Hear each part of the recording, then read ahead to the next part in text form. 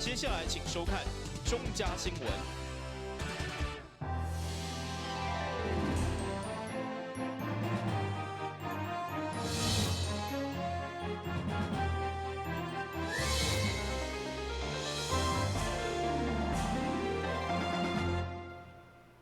你好，是阮嘅欢迎收看3月19号礼拜四嘅中嘉台南电新闻。面临武汉肺炎疫情持续延烧，已经应付一旦天客需求，所以担市政府展现超前部署嘅规划，完成3种线顶学习模式。商务市长黄伟哲伫教育局长陈新辉陪同前往中明国中，了解老师运用通讯软体进行线顶直播加数学嘅实际情形。为了做好学生听课无听学的准备，教育局总共规划出3种线顶自主学习的模式。除了有公司协力模式，由出版社建立线顶学习资源网站以外，今日示范的另外一种方式，就是由学校的老师透过通讯软体，甲学生进行远距离的互动教学。市长黄伟哲19日特别来到中明国中，现场了解线顶直播教学的实际状况。来，同学好。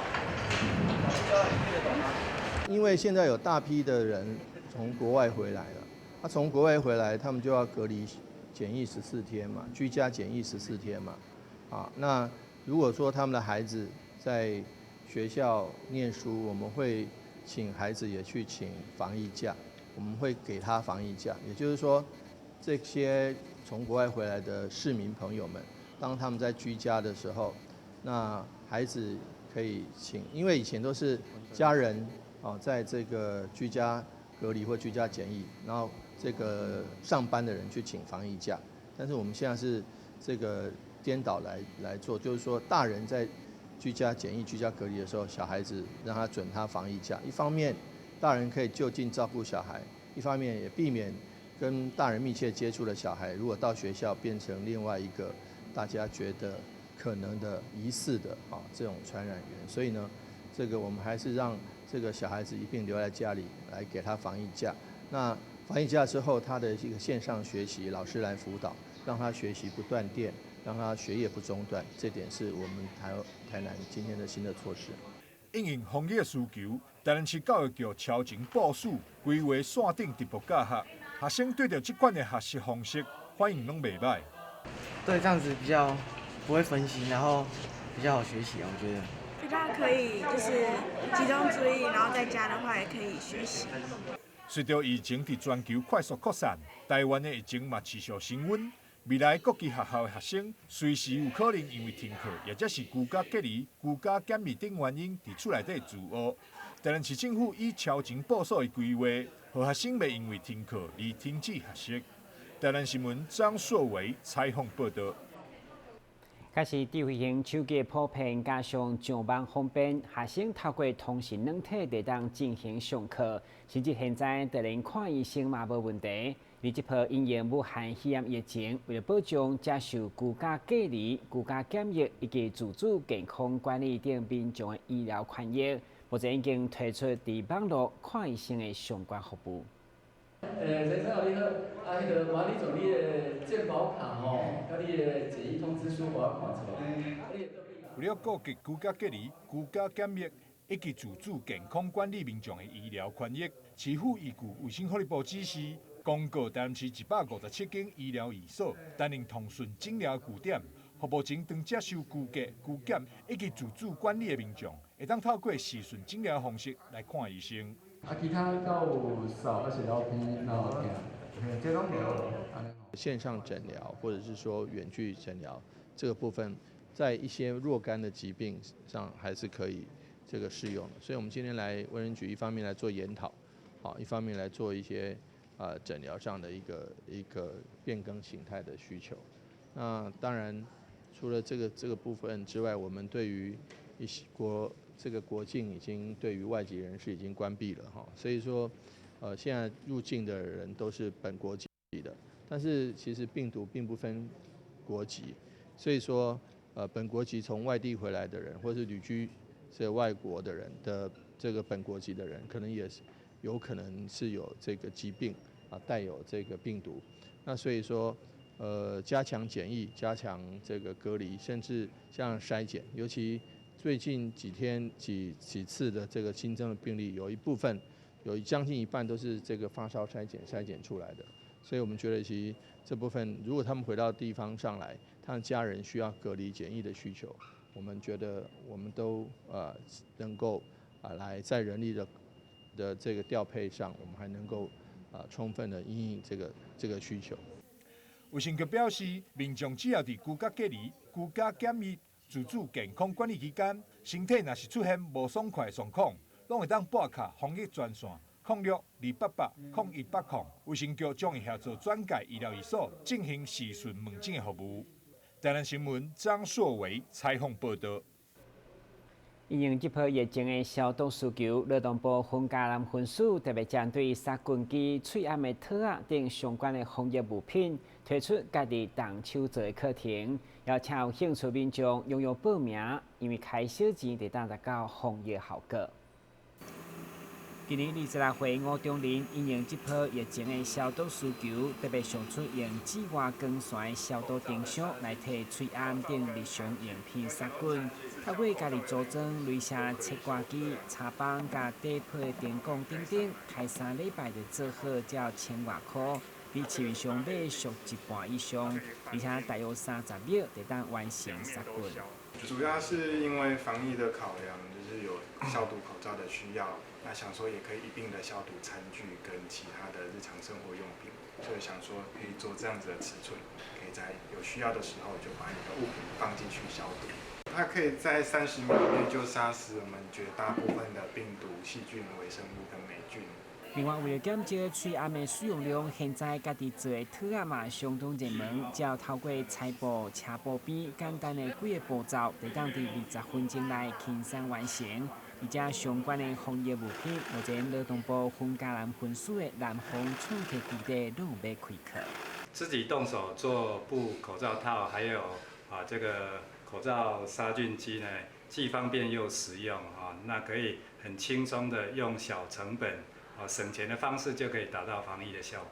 防疫期间，家己动手做防疫物品，除了是用买当升级，邀请有兴趣民众只要开小成本，就当达到防疫效果。台南新闻顾文吉、林根采访报道。顶个月台湾电会伫台中已经结束，明年将由新竹市来接手。对此，议长郭信良认为，以台南文化的软实力，希望甲市府共同努力来争取2022年台湾电会伫咱台南。对此，市长黄伟哲回应，这是真好的想法，会敬心来思考。进前由议会所主办的小小台湾电会所呈现的除了精彩闹热，国民众愿意来到议会休闲行踏好亲近，更是议长郭信良展现高效率的成果。即摆面对2020年台中电会已经结束，议长为了拼台南观光，商务表示，因为距离台南顶一摆主办台湾电会已经超过10冬。所以希望府会同心协力，共同争取2022年台湾灯会伫台南举办。台湾灯会在台南已经距离10多年了哈，包括台南县的时候，那现在应该是正当来争取举办台湾灯的最好时机。毕竟台南市也是5都之一哈，那很久没有举办这个灯会，让所有的市民呢已经几乎忘了它的存在。所以呢，特别呢请台南市政府、台南市愿意共同来承担这个责任，来争取台湾灯会2022年落在台南市，带动整个的观光经济的发展和整个民心所望。民心也是希望台湾灯会一定要在台南。对此，市长黄伟哲上午伫推广往来记者会后强调，议长有这种好的想法，但是要将伊办了好、办了水，这个部分也需要搁再思考。灯会的事情，我们可能还要再这个思考一下。当然，议会提出了非常好的建议，我们也会审慎的研究。那因为台南这个对于灯会的想望。然后对于这个，我们有很多活动已经隔了很多年没有办过了，譬如说全国运动会，全运会我们也10几年，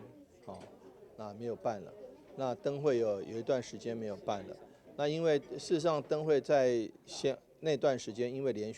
台南县市连续办了3场，台南县办1场，台南市连办2场，所以有人说是把这个后面的这个quota都用完。所以但不管如何，我觉得其实议会有这个想法，也是一个好的一个想法。但是要把它办得好，办得漂亮，这个部分我们还得再思考，因为2022就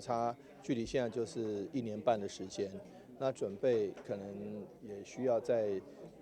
好好的思考。对于目前2022年的灯会主办，中央也未定案，所以议会先发声以后，市府如何评估，也有相当有待观察。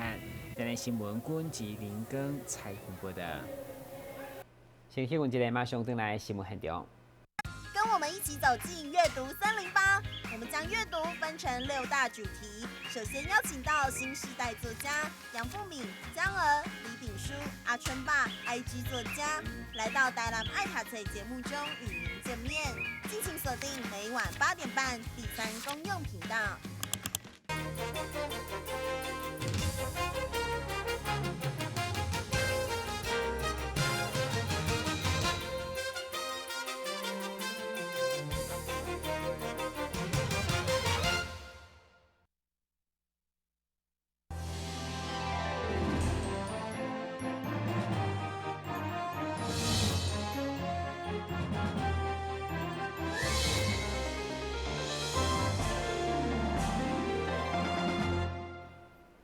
咱台南往来即阵仔将开始大出，有5000间饭店为了响应在地健康饮食的概念，特别将往来入菜，并且推出往来面包店点心，同时配合疫情推出外炸便当。商务市长委托专工到饭店推广咱优质的往来料理加饮料，希望让市民食出营养健康来抵抗病毒。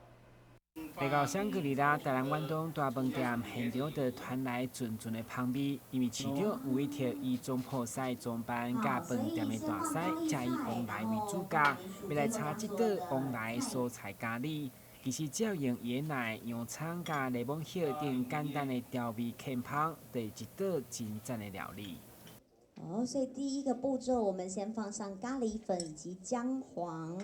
咖喱粉跟姜黄，然后用什么酱来调？就是姜黄咖喱粉再跟洋葱、香茅这样一起炒。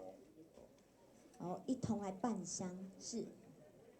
这是椰奶，我的少许的椰奶放进去了椰浆。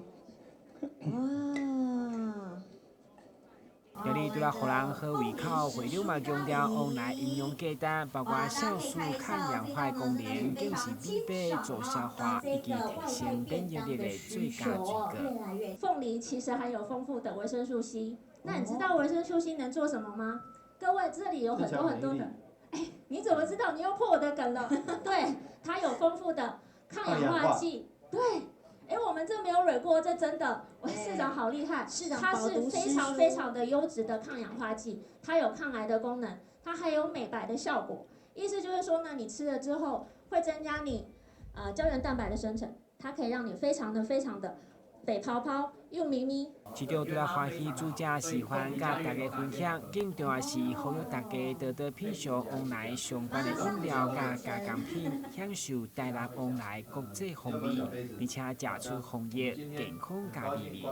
要建构自己好的免疫力，维持好的身体，这是最重要的。那今天为各位，我们看到这个电视上，就多少人在抢购什么？抢购卫生纸的，抢购这个物资，抢购食品。那可以想想看，你抢购的都是泡面啦、罐头啦，姑且不论里面有没有防腐剂或怎么样子，光是它的营养价值就大打折扣。所以呢，今天很高兴能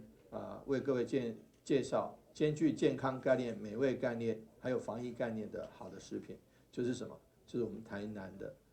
凤梨。饭店表示，因利用现在往来大出的时节，都要大量选买，将往来入菜，嘛推出外在便当加面包等点心，要民众入厝会当安心享用，同时照顾在地农民。台南新闻管及林根采访报道。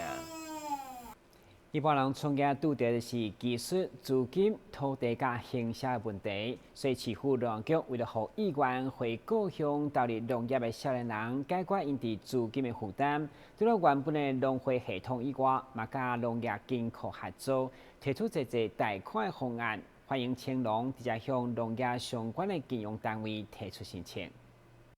这位就是回到故乡麻豆正文旦的李嘉诚，其实甲其他希望投入农业的少年人同款，伫初期拢面临资金的负担，所以伫农局甲农会合作，第一期已经贷款120万，希望一步一步实现创业的梦想。像我们在这个从事这个农业，买一些农机啊，是减少我们本身回来的年轻人的一个负担，用减少的负担。那这个贷款也可以我们回来的青农有一个很好的利益，就是可以说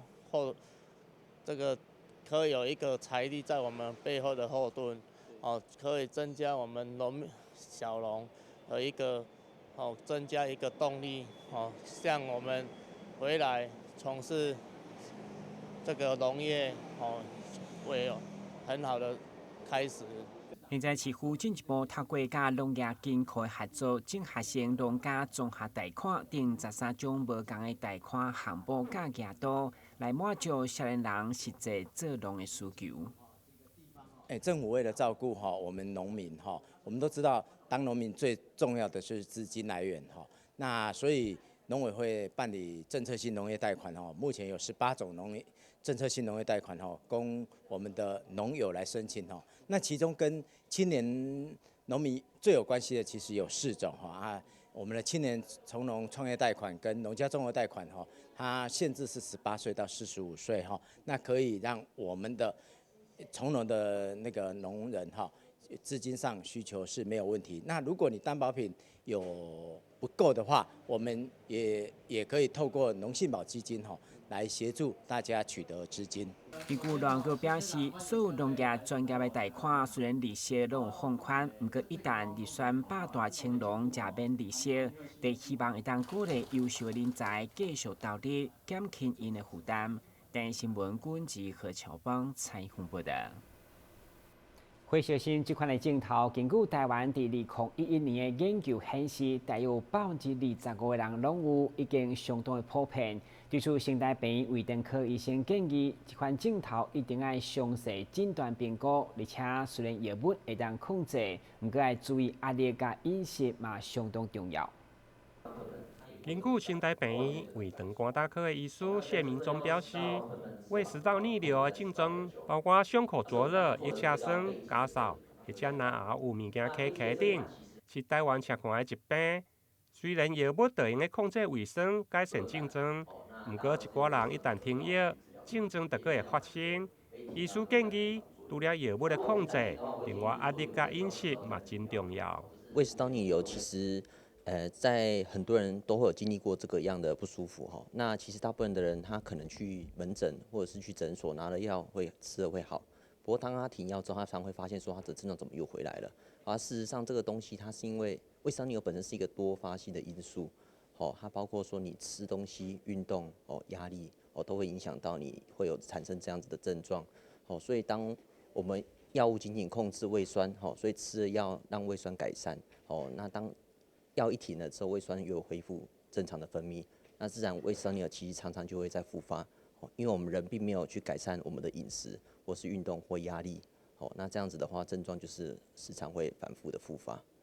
所以我认为这个疾病，它说好会好，但是它不容易好，因为它要好不是靠药物，主要是要靠自己的调试才能获得改善。一般来说，饮食方面我会比较建议，像一般是吃饭的话，不要吃到非常的饱大概7、8分饱就会比较好。那另外的话就是说，吃东西尽量不要吃一些高油脂油炸的东西、煎煮的东西这种东西会比较容易大量的油脂那会导致消化不良。那这样子的话，食物在胃的时间越久的话，越容易产生胃食道逆流的状况。还有睡前尽量不要吃东西一般建议睡前大概间隔2个小时内不要进食那另外的话就是平常要保持尽量放松还有多运动的习惯，这样子可能都会改善这些的症状。医师强调，有胃食道逆流的症状，一定要经过详细的问诊甲评估，除了透过胃镜会用确定疾病的诊断，另外嘛用配合食道机能的检查，确定食道的蠕动甲胃酸逆流的程度。台南新闻林根采访报道。武汉肺炎疫情紧张，所以酒精较歹买，用来消毒的次氯酸水等产品就对了流行，甚至侪企业团体个免费提供。不过有诶讲到会当作为食品的清洁，所以卫生局才提醒大家，这类的消毒品伫使用进前也是要注意使用方式，表面当中氯的量会留伫食品顶面，影响身体健康。虽然这些团体徛伫做公益心，关键次氯酸水或者是二氧化氯等杀菌剂，免费来提供予买无酒精的民众，甚至会当用来清洁食品。不过，市府卫生局却提醒，虽然当使用这类来消毒食品的外包装甲器具，不过依照相关卫生标准，氯的含量爱伫200 ppm， 所以一旦使用要注意表面有氯留伫顶面，所以并无建议来喷手来喷食品。像这种次氯酸水，我们的法规面那个氯的残留量只能在1 ppm， 就1/1000而已。那你如果用一般现在市面上很夯的那种什么次氯酸水，它大概是30到80 ppm。你若讲摕来洗水果，洗了以后，你是爱够用枪，还要再把清水让上面把这一些氯把它冲掉。其实我要跟各位讲最好的洗这些蔬菜水果，最好的方法就是大量的清水，而且如果方便的话，用温温的水，因为有一些细菌或什么它是不太耐热的，你像温水稍微先给它冲掉以后，可以降低这上面的那种微生物的量，还有甚至于农药的量也都可以比较好的一个效果。虽然卫生局公开无建议使用，不过民众就是买无酒精，所以嘛特别喜欢用49块所买漂白水，只要用0.8分满的罐，加入2公升的水到500 ppm 的消毒水通用，效果有效。如果说在这一次武汉肺炎的疫情期间，我们要强力消毒的话，要500到1000 ppm 消毒一下，说你握到的门把，甚至于你的电脑的键盘，这些大家常常摸，还有电话家用电话的那个，一般我们的话筒，真的都需要这样子来擦拭消毒那500 ppm 是比较高浓度的，原则上我建议先大家口罩戴着，手套戴着以后来泡。照着这个消毒水上面的一个说明，那个浓度泡起来才会对为着卫生局进一步强调，相关杀菌剂若用袂完，嘛袂当人做伙，怕要引起无必要化学反应的伤害。今日新闻顾问及何乔芳采访报道。新闻落尾，再来关心详细天气变化。明仔是多云天气，温度20度到27度，袂落雨。海面平均风力4级到5级，上大阵风7级。感谢收看3月19号的中嘉台电新闻，咱再会。